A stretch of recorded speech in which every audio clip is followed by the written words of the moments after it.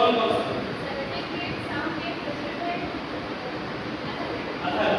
ठीक।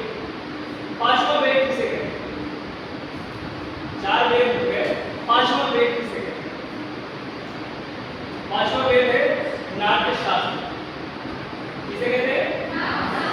दुनिया की जितनी भी कलाएं हैं उनके बारे में नाट्य शास्त्र में लिखा गया है। नाट्य शास्त्र लिखा किसने है? भरत मुनि ने। किसने लिखा है? भरत मुनि ने नाट्य शास्त्र की रचना की, जिसे पांचवा वेद कहा गया। ठीक है, इसे पांचवा वेद कहा गया। आप लोग रस पढ़ते हो? रस पढ़ते हो? हाई स्कूल में हो, 9th और 10th में रस पढ़े हैं? कितने प्रकार के रस होते हैं? कितने प्रकार के? हाँ, 9 प्रकार के रस हैं, जिनको नाट्य शास्त्र में ही इनके बारे में लिखा गया है। जो आप लोग पढ़ते हैं 9 प्रकार के रस को, वैसे तो प्राय 11-12 प्रकार, लेकिन जो मुख्य रस है वो 9 प्रकार के होते हैं, जिन्हें नाट्य शास्त्र में भरत मुनि ने लिखा हुआ है। ठीक है, अब सबसे पहले हम आते हैं, बातचीत करते हैं। अंग्रेजी के सबसे ज्यादा क्या जरूरी होता है? साउंड। साउंड सबसे ज्यादा जरूरी होता है। दोस्त बोलो। तो साउंड कहाँ से उत्पन्न होता है? साउंड की उत्पत्ति कहाँ से होती है? साउंड के लिए सबसे ज्यादा जरूरी क्या होता है? हवा। हवा तो ऑलरेडी साउंड है। साउंड के लिए जरूरी होती है हवा। क्या बिना हवा के साउंड उत्पन्न हो जाता है? कैसे? बांसुरी होती है, बांसुरी में जब तक हम फूंक नहीं मारेंगे तब तक क्या वो बजेगी? हारमोनियम में जब तक ऐसे ऐसे नहीं करेंगे क्या वो बजेगी? ढोलक में जब तक ऐसे नहीं मारेंगे क्या वो बजेगा? ऐसे जब मारते तो हवा बहती तो तब आ जाता है। और अगर हम सांस ना लें तो क्या हम हमारे शरीर से या हमारे मुंह से आवाज निकलेगी? तो साउंड के लिए सबसे ज्यादा जरूरी होती है हवा। ठीक, अब हवा को हम कैसे लेते हैं? सांस के माध्यम से। सांस के माध्यम से हम हवा को अपने अंदर लेते हैं, वापस हवा यहाँ पे सबके पास एक कंठ होता है जिसे वोकल कॉर्ड कहते हैं। क्या कहते हैं? कंठ या वोकल कॉर्ड। यहाँ से वो हवा टकराती है दोबारा जब, वो साउंड में बदल जाती है। क्या बदल जाती है? साउंड में। अब ध्वनि को हो, अब उसको आकार देते हैं, अक्षर बनाते। सबसे पहले क्या होता है? अक्षर। स्पीच की सबसे छोटी इकाई क्या है? अक्षर। जो भाषण दे रहे हैं, जो अपना बोल रहे हैं, मैं बोली, आपके टीचर्स आपको पढ़ाते हैं, वो तो हो जाती स्पीच। लेकिन स्पीच की सबसे छोटी इकाई है अक्षर, जैसे कि का, खा, गा, पा, मा, दा, ये है। इसके बाद वो अक्षर कैसे बनता है? साउंड से अक्षर कैसे बनता है? तो हमारे आर्गन्स ये है, ये जिसमें आपकी जिह्वा, दांत, तालुका, नासिका और ये कंठ। ठीक, ये हमारे आर्गन्स हैं जिनको हम आकार देते हैं ध्वनि। जैसे माँ बोले तो होठों को जोड़ते हैं ना, माँ। रा बोलना है तो जिह्वा को ऊपर ऐसे करते हैं ना, रा। ता, पा, ता, ता के लिए जिह्वा को दांतों से टकराते हैं, तभी तो वो शब्द बनते हैं। उसी तरह से हारमोनियम में जब हम बजाएं, खाली एक तरह से घूमते रहे और उसमें कोई भी बटन दबा दे तो खाली एक ही आवाज करेंगे, वैसे अगर हम इसका इस्तेमाल ना करें और साउंड निकालना उसी तरह बांसुरी में अगर जो क्षेत्र है उनसे वीडियो को इधर उधर ना करें तो वो खाली एक ही साउंड करेगी। ठीक है, तो इसी तरह हम अपने आर्गन से उस ध्वनि को आकार देते हैं, जिससे क्या बनता है? अक्षर। और एक से अधिक अक्षर बनके क्या बनता है? शब्द। और एक से अधिक शब्द बनके क्या बनता है? जोर से बोलो। एक साथ बोलो। एक से अधिक शब्द मिलकर क्या बनाते हैं? वाक्य। जैसे राम घर जाता है ना? और एक से अधिक वाक्य मिलकर के क्या बनाते हैं? पैराग्राफ। क्या बनता है?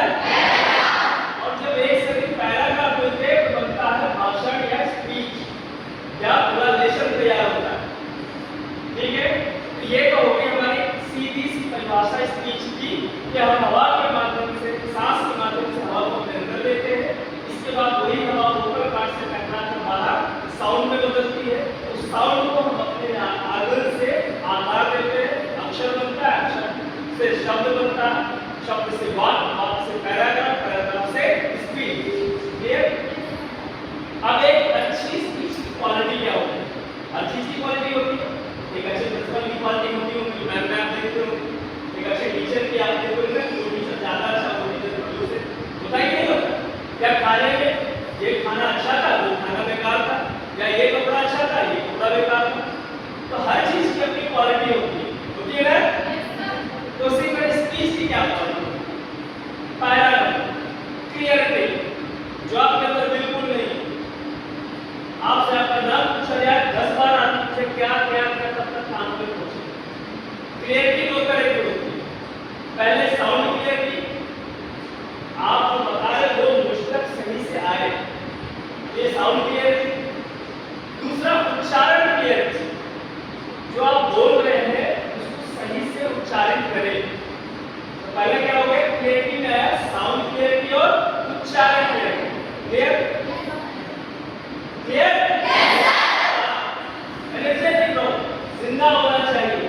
जिंदा होने की निशानी क्या है? एनर्जेटिक होना। क्या होना? एनर्जेटिक होना। दूसरी क्लियरिटी क्या है? फ्लेक्सिबिलिटी। क्या है? फ्लेक्सिबिलिटी मतलब लचीलापन, उतार चढ़ाव। ये जैसे सारे गाने होते हैं ना, सारे गामा गाने में नीचे से ऊपर तक जाते हैं, ऊपर से नीचे तक आते हैं। उसी तरह से आपके स्पीच में भी फ्लेक्सिबिलिटी होना बहुत जरूरी है। अगर आप एक ही तरह बोलते जाएंगे, सीधा ऐसे ऐसे बोलते जाएंगे, तो वो लोग थोड़ी देर बाद कहेंगे यार अच्छा नहीं लग रहा। तो आपकी स्पीच में, आपकी डायलॉग डिलीवरी में या जो भी बोल रहे हो उसमें फ्लेक्सिबिलिटी का होना बहुत जरूरी है। क्लियर? तीसरा आता है शब्दों का चुनाव या भाषा का चुनाव। हमारी स्पीच जो हम बात करते हैं, जो हम बोलते हैं, उसके शब्द अच्छे होने चाहिए, भाषा अच्छी होनी चाहिए। ठीक? अब भाषा दो तरीके से देखते हैं। पहला, अब हम कक्षा 5 के बच्चों के पास जाए जिनको इंग्लिश नहीं आती है, और हम वहां जाकर के अपना ज्ञान झाड़ने लगे, अंग्रेजी में बात करने लगे, तो क्या वो सही स्पीच हुई? मुझे समझ में ही नहीं आएगा। तो हम उन शब्दों का, उस भाषा का प्रयोग करते हैं जो सामने वाले आसानी से समझ सके। क्लियर? तो एक स्पीच में या संवाद में कौन कौन सी क्वालिटी होती है? पहला क्लियरिटी, दूसरा फ्लेक्सिबिलिटी, और तीसरा शब्दों का चुनाव या भाषा का चुनाव। क्लियर? समझ गए ना? अब हमारी साउंड, जो हमारी आवाज है, वो कैसे अच्छी है? आप सबकी किसी पतली होती है, किसी कर्कश होती है, किसी को धीरे से बोलता है। उसके लिए कुछ एक्सरसाइज जो आप अपने घर में आराम से कर सकते हैं। ठीक है? आप सब लोग अपने घर में कर लो, और जो मैं कर रहा हूं वैसे ही आपको करना है। ठीक है? किसी को शर्म नहीं करना है, किसी को संकोच नहीं करना है। ठीक है? पहले तो ओम सब करते हो, नहीं करना चाहिए। ओम हमारे योग में भी बहुत महत्वपूर्ण है। आपके फेफड़ों को मजबूत करता है, आपके हृदय की गति को नियंत्रित करता है, और आपकी वॉइस को भी ठीक करता है। ठीक? तो आप ओम करेंगे सबसे पहले 5 बार। ठीक? स्टार्ट करें। सांस के अंदर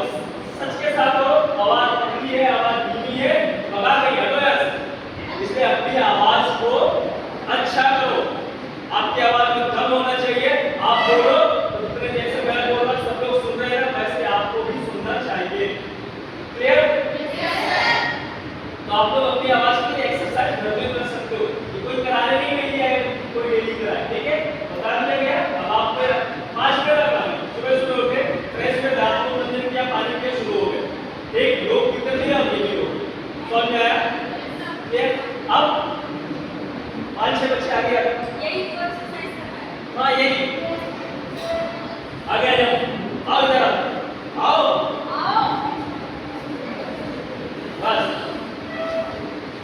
बस हो गया थोड़ा सा गैप देना है ऐसे करें या ऐसे इधर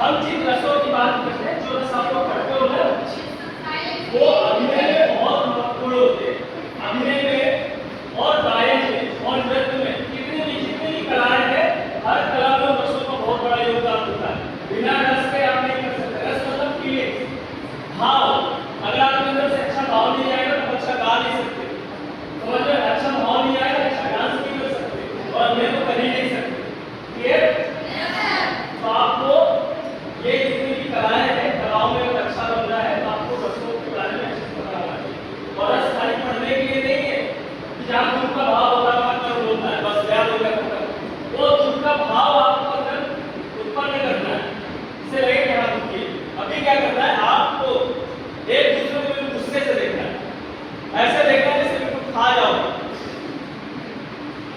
देखो मुस्कुरा क्यों नहीं हो गुस्से से देखो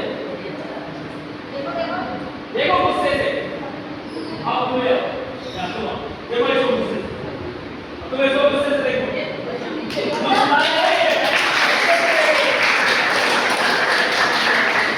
एक दूसरे को गुस्से से देखो हंसना नहीं है गुस्से से देखना है जैसे एक दूसरे को खा जाएंगे है ना हंस तो नहीं मतलब गुस्से से देखो गुस्से से बाहर आ जाओ देखो बाहर आओ एक को बाहर आ जाओ आओ एक गुस्सा अच्छा करके हंसो से हंसो हंसो एक दूसरे को देख के हंसने नहीं आ रही हंसो हंसो हंसो देखो इसकी नाक कैसे टेढ़ी है देखो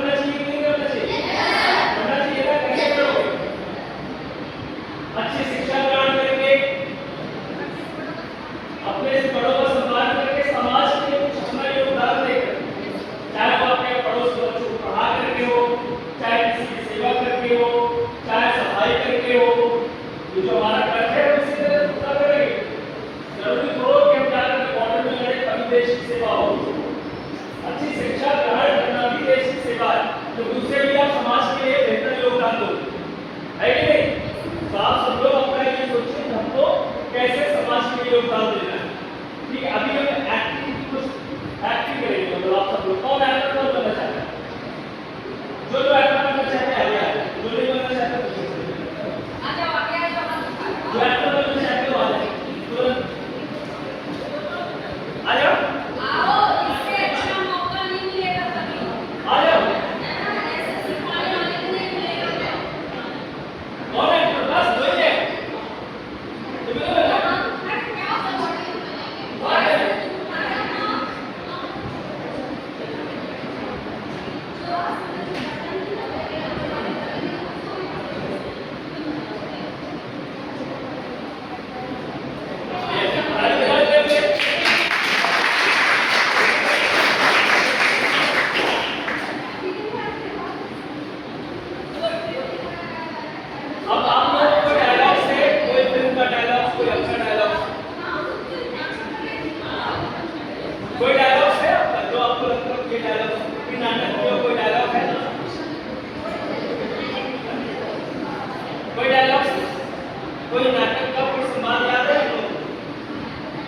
नहीं यार चलो तुम बोलो हम तुमको एक डायलॉग पे तो बोलना है मैं अपनी झांसी की रक्षा स्वयं करूंगी मैं अपनी झांसी किसी को बोल हाँ मैं अपनी झांसी की रक्षा स्वयं करूंगी मैं अपनी झांसी की मैं अपनी झांसी किसी को मैं अपनी झांसी किसी को ऐसे में तो सब छीन लेंगे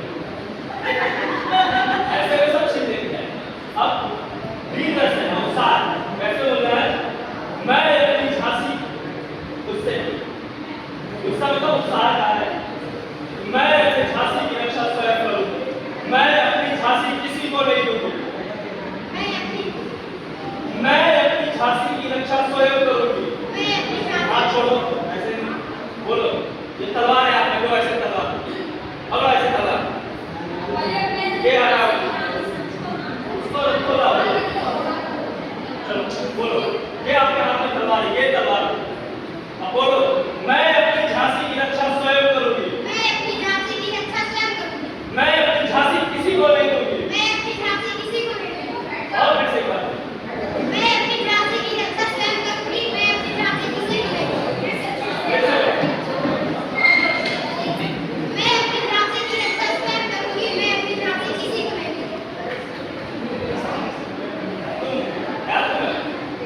तुम बोलो सरफरोशी की तमन्ना अब हमारे दिल में है देखना है जोर कितना बाजुए कातिल बोलो बोलो सरफरोशी की तमन्ना अब हमारे दिल में है बोलो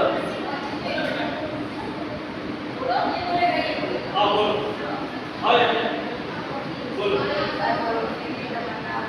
अब देखो क्रांतिकारी देश को देश से आजाद करना कैसे ऐसे बोलो सरफरोशी की तमन्ना अब हमारे दिल में है बोलो दिल में है देखना है जोर कितना बाजुए का दिल में है वैसे बोलो वैसे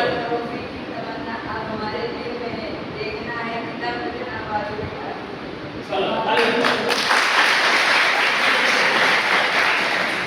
तुम बोलो भारत माता की जय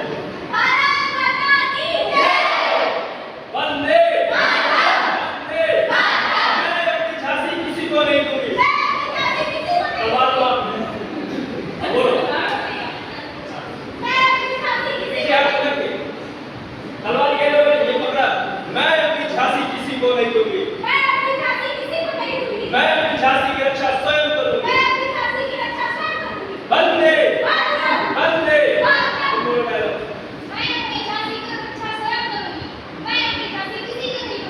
तुम बोलो